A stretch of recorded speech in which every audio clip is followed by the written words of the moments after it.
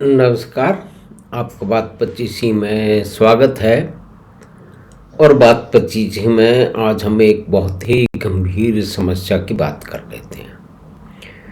वो समस्या दुनिया भर में अलग अलग जगह है, लेकिन वो यूनाइटेड किंगडम यानी कि इंग्लैंड में बहुत ही लंबे समय से है। 1960 के दशक के आगे से है। 70, 80 और 90 के दशक में ये समस्याएं सामने आने लगी हैं।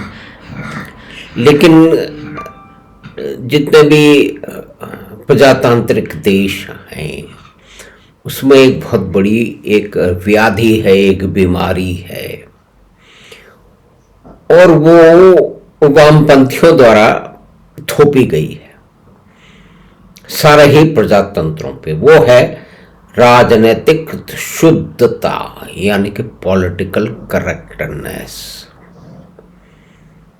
वो पॉलिटिकल करेक्टनेस के जो सिद्धांत हैं, जो नारेबाजी है, उसमें कितने ही प्रकार के गंभीर अपराध, उन अपराधों को छुपा दिया जाता है और दूसरों पे लाद दिया जाता है। एक पूरा तंत्र अपनी पूरी लफाजी के साथ में काम करता है। और संयोगवश ये है कि मैं ये सिर्फ दूर से बैठ के और जो खबरें आ रही हैं उन पर, जब से ऋषि सुनक आए हैं तब से इस बात की मीमांसा करने का एक कोई प्रयास नहीं कर रहा। भाई, सबसे पहले मैं इंग्लैंड में गया था 1982 में। 1982 यानी कि 40 साल हो गए। काफ़ी लंबे समय तक रहा। बाद में भी जाने का मौका मिला, यूरोप में भी जाने का मौका मिला। तो जो भी कुछ मैं निवेदन कर रहा हूँ वो अपना कुछ निमित्त मात्र अध्ययन भी है, उसका जैसा भी हो सकता है वैसा आकलन भी है, और जो बाद में जो परिस्थितियां होती रहीं उसको देखने समझने का एक विशेष राजनीतिक तंत्र है। और वो तंत्र सिर्फ इंग्लैंड में नहीं है, वो भारत में भी स्थापित है।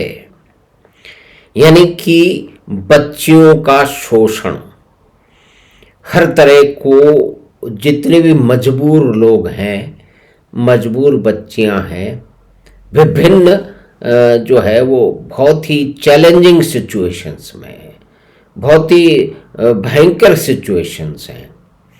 क्योंकि वेस्ट में या कि इंग्लैंड की हम बात कर रहे हैं तो वहाँ से बहुत से ऐसे परिवार हैं जो सिंगल पेरेंटेज में है, यानी कि माँ बच्चों को पाल रही है, बाप बच्चों को पाल रहे हैं, माँ और बाप बच्चों को नहीं मिल रहे हैं।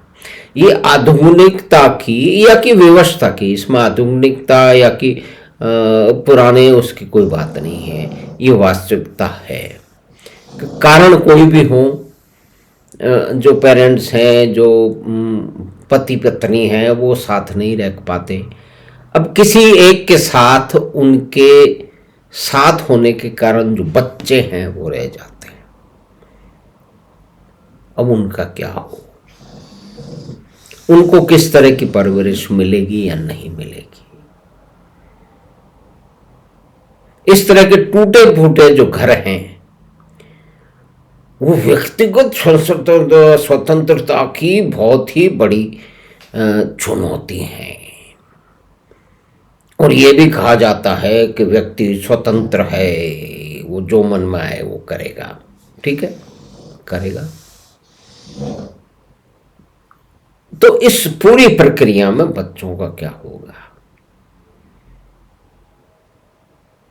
सिंगल पेरेंटहुड के बहुत सारे अच्छे भी एग्जाम्पल, लेकिन हम वर्स्ट एग्जाम्पल की भी बात कर लेते हैं जो कि इंग्लैंड में हो रहा है, जो कि अधिकतर जो है वो पश्चिम के देश हैं उनमें हो रहा है। ये कुछ स्तर पे भारत में भी होना शुरू हो चुका है। कि वो लोग जो है वो अपने बच्चों को ध्यान नहीं दे रहे हैं, उनकी जो भी आवश्यकता है उनकी पूर्ति नहीं कर रहे हैं, या कि और भी बहुत चैलेंजिंग सिचुएशन है, फाइनेंशियल सिचुएशन है, उसमें क्या हो रहा है। तो एक प्रगतिशील प्रजातांत्रिक देश में ऐसी संस्थाएं होनी चाहिए जो इस तरह के जो निरीह बच्चे हैं वो गलत हाथों में ना पड़ जाएं, उसकी व्यवस्थाएं होनी चाहिए, इस तरह के तंत्र होने चाहिए, इस तरह के इंस्टीट्यूशन होने चाहिए। अवश्य ही वो होंगे, वो हैं,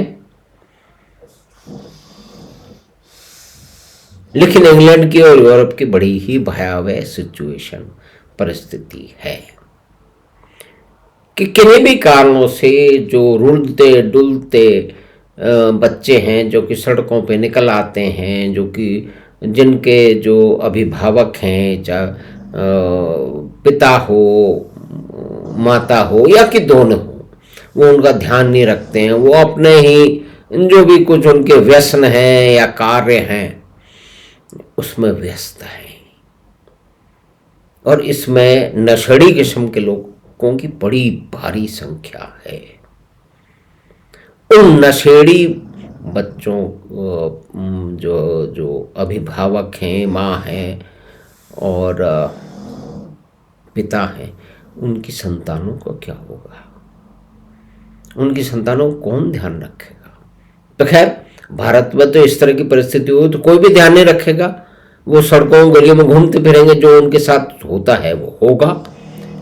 लेकिन इंग्लैंड में, यूरोप में क्या होगा, वहाँ तो इस तरह की संस्थाएं हैं जो कि बच्चों पर ध्यान रखती हैं, जो कि देखते हैं। वहाँ तो ये भी है कि अगर कोई परिवार अपने बच्चों का ठीक से ध्यान नहीं, बहुत संपन्न परिवार है लेकिन फिर भी अपने बच्चों का किसी कारण से ध्यान नहीं रख रहा है, ये इस तरह की सूचना दे दी गई है कि वो ध्यान नहीं रख रहा है, तो जो भी सोशल सर्विस की जो भी जो अधिकारी हैं वो उस घर में पहुंच जाते हैं, घंटी बजाते हैं और पूरी जांच पड़ताल करते हैं।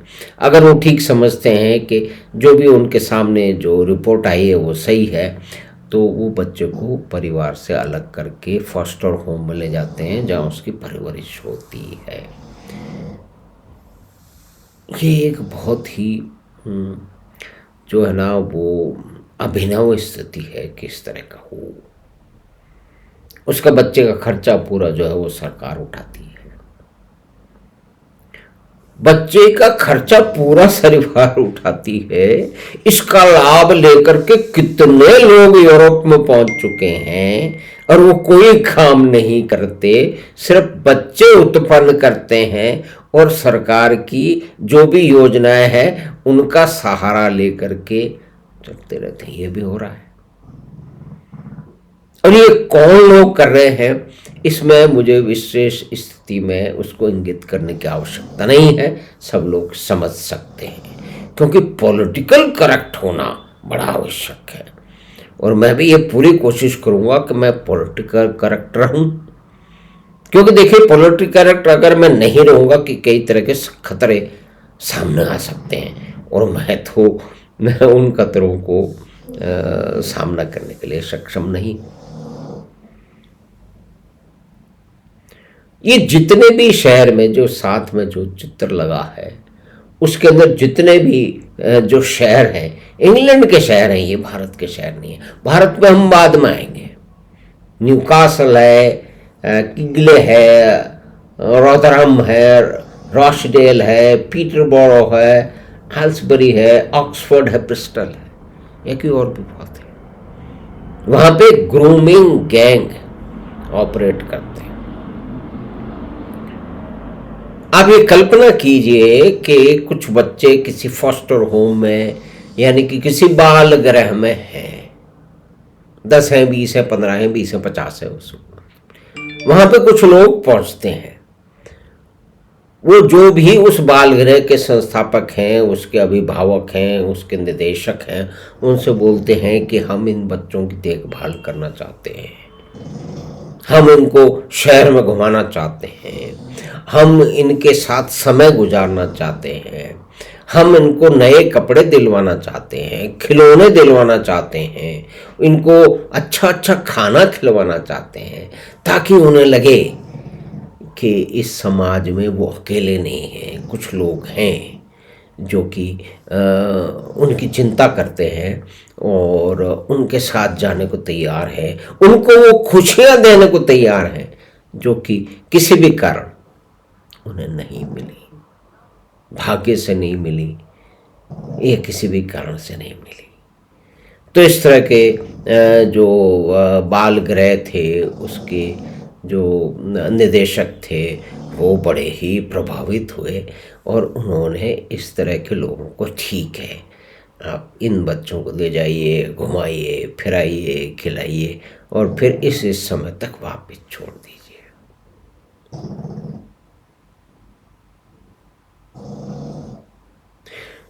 लेकिन इस पूरे प्रयोजन का जो काला सच है वो इतना भयानक है, इतना विभत्स है कि हम पूरी तरह से उसका उल्लेख भी नहीं कर सकते।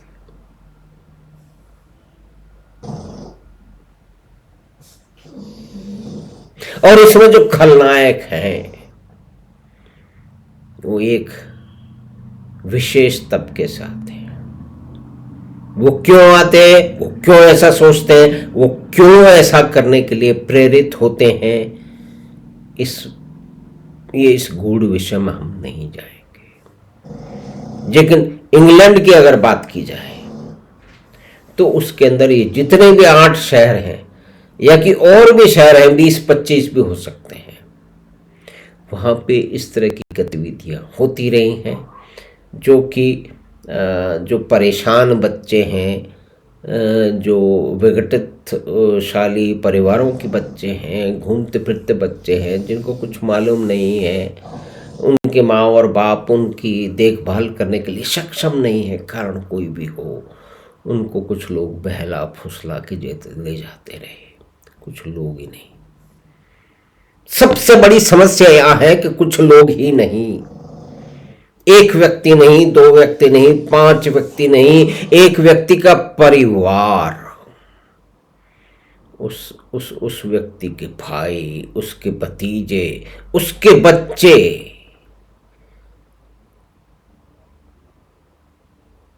इस अपराध में सम्मिलित रहे। ये कितना भयावह चित्र, असहाय अबोध बच्चों के साथ में इस तरह का व्यवहार। और इंग्लैंड के विषय में बार बार उसके अंदर कई लोगों ने ये बताया है कि उसमें जो इस तरह का उनका जो अत्याचार करने वाले लोग हैं वो पाकिस्तानी मुल्क है। लेकिन इंग्लैंड का लेफ्ट, इंग्लैंड के वामपंथी, उनकी तो ये ड्यूटी बनेगी कि ये जो भी कुछ असलियत है उसको छुपाएं। तो उन्होंने कई तरह के जो है ना वो आंकड़े घड़ दिए। ये काम भारत में भी होता है। तो देखिए वामपंथियों की जो व्याधि है, बीमारी है, वो दुनिया भर में एक सी है, भारत में कुछ अलग नहीं है। और यहाँ ये कहना भी आवश्यक है, ये बताना भी आवश्यक है कि अगर इंग्लैंड के उद्योगपति एंगल्स ने पैसे नहीं दिए होते महामना कार्ल मार्क्स को तो दास कैपिटल भी नहीं लिखी जाती, जिसके कारण जिस साहित्य के कारण करोड़ों अरबों लोगों को मार दिया गया एक नए समाज की रचना के लिए। लेकिन वो एक अलग विषय है। तो इंग्लैंड में बार बार जो लेबर पार्टी है उसके लोग हैं, वो इस तरह के जितने भी अत्याचार हैं जो कि ग्रूमिंग गैंग द्वारा किए जा रहे हैं, वो कौन है क्या है, ये स्थापित अलग अलग शहरों में विभिन्न तरीके से स्थापित हो चुका है। लेकिन वो उसको मानने को तैयार नहीं है। जब भी वो जो है वो सत्ता में आते हैं, वो पुराने जो भी कुछ हम तक तो उनको बचाते आए। अब ऋषि सुनक क्या करते हैं। लेकिन इंग्लैंड से अगर हम भारत में पहुंचेंगे, इंग्लैंड से इंडिया में पहुंचेंगे, तो अजमेर कांड और बहुत सारे दूसरे कांड हो, चाहे केरल स्टोरी हो, हम सिर्फ अजमेर कांड पे ध्यान रखते हैं। तो अजमेर कांड में और इंग्लैंड के कांड में एक समानता है। इसको देखने समझने की आवश्यकता है। बिल्कुल परिप्रेक्ष्य जो है वो संतुलित परिप्रेक्ष्य में, किसी भी एक्सट्रीमिस्ट व्यू की तरह से नहीं, लेकिन एक वास्तविकता है। पूरी दुनिया का वामपंथ कुछ विशेष प्रकार के अपराधों को छुपाने दबाने के उपक्रम में दशकों से लगा हुआ है, और ये पाप उनके सर पर है, लेकिन उसको मानने के लिए तैयार नहीं है। तो धन्यवाद, नमस्कार। हमने बात की grooming gangs England to Ajmer.